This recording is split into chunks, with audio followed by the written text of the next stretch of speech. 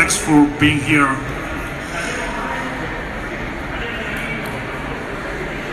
Okay.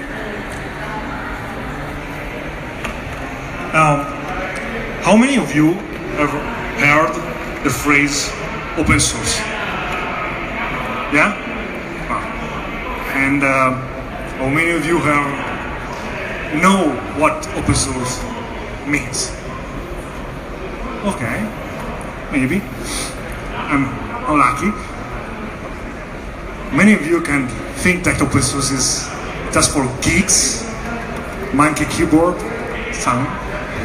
And open source is for moochers, beggars, and poor people. Open source is free or something like that. And open source is complex. This is maybe the idea that we have. And what about community? The word community.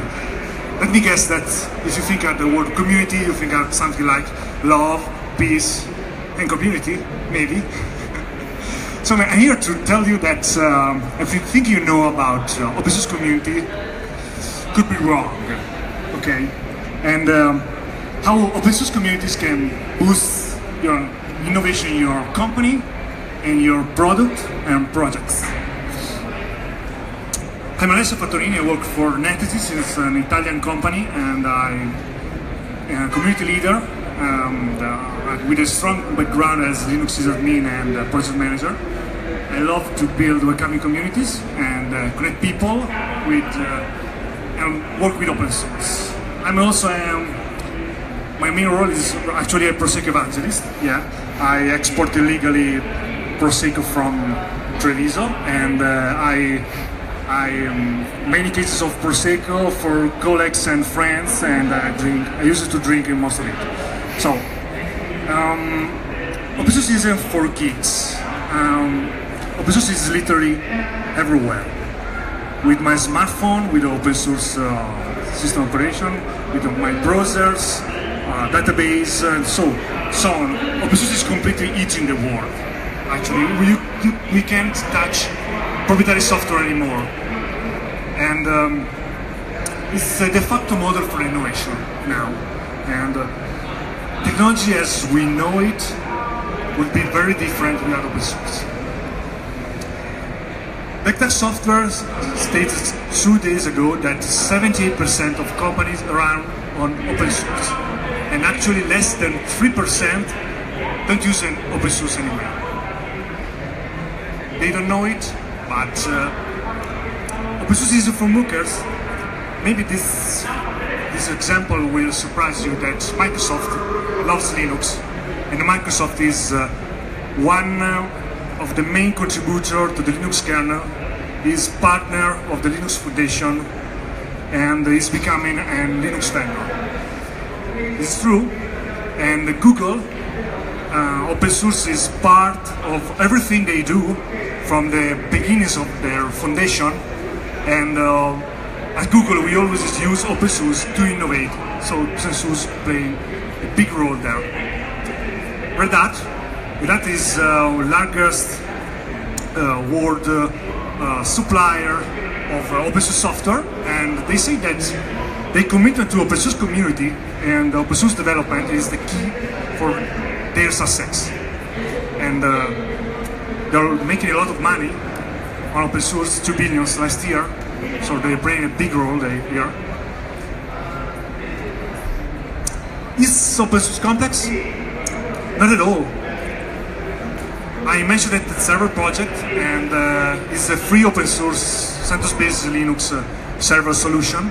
It's accessible, easier to adopt, and simple to understand. Thanks to a web interface that simplifies common task operation. The server helps sysadmin has access in this space by leveraging the power of Linux server without complexity. So it's not complex at all. And if you think of open source, I guess what you're thinking right now. So I release my code, so I lost my money. If I release my code for free, I could improve my business. I leak my information, and I lose my edge. Okay. I think that you will reap many benefits releasing your code. And for me, community is the key here, because it's not just releasing your code. Open source is not about code, okay? It's about community, it's about process. Community is bringing people together and encourage them to use your product, to contribute to your product, and to evangelize your product. To go fast, go alone. To go far, go together. I think it's very good for your community, so to go further, you need a community. Innovation is the key here. You may know that the best way to have good ideas is have a lot of ideas. And you can't have the right idea in your home. And community offers you different point of view. So having different point of view on your product is essential. And how many distributed ideas can a company like Nethesis, my company, create? We are all European, we are all Caucasian, we are all young, but picking up from our community with different skills, different culture, different languages, we can have a lot of inspiration by them. So the ability to innovate, the ability to invite the entire world to continuously improve your product is not longer a dream, is right before our eyes. Community is become the idea factory and for innovation. So no matter who you are, most of the smarter people work for someone else. And community is the key to reach these people and so they can work for you in your community. In Nethesis, we don't just look at the crowd, so we don't just listen to our ideas. We innovate in, with, and through communities. It's a bit different to just listen.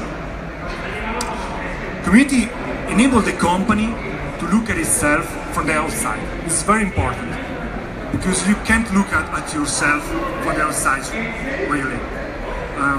So you can catch your strengths and your weaknesses, and you can understand who the product audience is. Okay? Let me give you an example. This is our catchy phrase. We chose that 2 years ago, and we thought that this was perfect for us. The service operating system for Linux is just designed for small offices and medium enterprise. 2 years has passed, and now we figured out that it was an epic fail. An epic fail because actually it's not for Linux enthusiasts. The majority of our users are Windows users, so they use the server because it's easier, and it's not designed for small offices and medium enterprise, because many of our users are hobbyists, so they use it for personal use, are counselors, so it's not designed just for small offices and medium enterprise. So we didn't find our right audience, but through community we found it. I will show you some benefits of open source community. Feedback. Feedback, if someone gives you a feedback, he cares about you, he loves you. Good feedback, bad feedback. So community is the place where you can find your feedback and valuable feedback. Comparison, you can't know all the pros and cons of your competitors, you can know all the features of your competitors, but community can know that. So ask you to your community. Testing bugs. If I ask to my developers which is the most important feature of your community, of our community, they say testing and bugs, because I think there's a lot of people that test your stuff and catch your bugs. It's really cool. So it's very important. My community create a lot of content like Q&A, like guides, like how-tos, like support cases, like and so on. So a lot of content that you can reuse in many contexts. Development. You remember you release your code, so many people can play with it, can tweak it, can improve it, and in our case, they can add, they can create, develop additional modules on top of our product. How would it cost to translate your product in several different languages? 8 different languages. We got that for free because our members translated that for us because they needed a product in their languages. So we got that for free. So this is the core of the representation: how to build a community, how to receive this kind of benefits. First rule: don't launch a community. So don't create a place and invite thousands of people, and after 2 months it goes down. You actually have a goes down. But start small and grow organically. You have to create a founders group, okay, of people. You have to get them into discussion. You have to talk with them, and we created a Facebook group. We create so we could test the water, and we could create this advocates group, and we invite other people and we iterate. Okay, this is the right step. Create a unique place to congregate and bring everyone here. Don't fragment your community in multi-channels. So you can choose whatever. We choose this is a open source platform. It's called Discourse, and we use that for bugs, for support cases, for new features, for all discussion that we have in our community. And create creativity. Please don't invite people to an empty place because they will run away. You may need to manufacture the first interaction, maybe, and you don't know how much content can create 2 chatty people.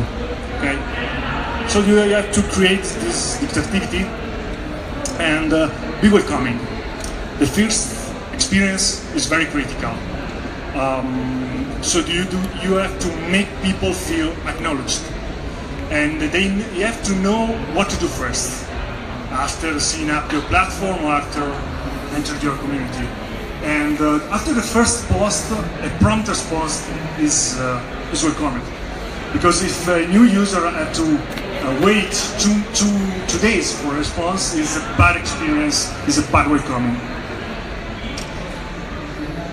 In my community, I try to create weekly a welcoming post where I give a warm welcome to my newcomers, and I say, okay, what are you working on? Can you introduce yourself? Feel safe? Okay, we are all friends here, and something like that. It's worked very well. Be inclusive. You have to create an environment where people actually feel safe, and because it doesn't matter how fun and amazing is your project, but if people don't feel safe, they won't contribute. This is a big problem of technical communities, actually. And so you have to create some rules, and you have to lead by example. Some rules, like very simple rules, maybe, like that. I created this rule: don't be afraid to ask stupid questions. Someone else will learn from every stupid question that you ask. It's simple, it's very powerful. People feel safe after reading that, and so they feel safe to ask, and if you say to answer, if you say to participate. It's very hard, very, very hard, but listen to your community. You will tempted to steer the discussion too much. You will tempted to guide the discussion, you will tempted to, to be the leader here, but be open-minded and be ready to change your mind, because your community will change your mind.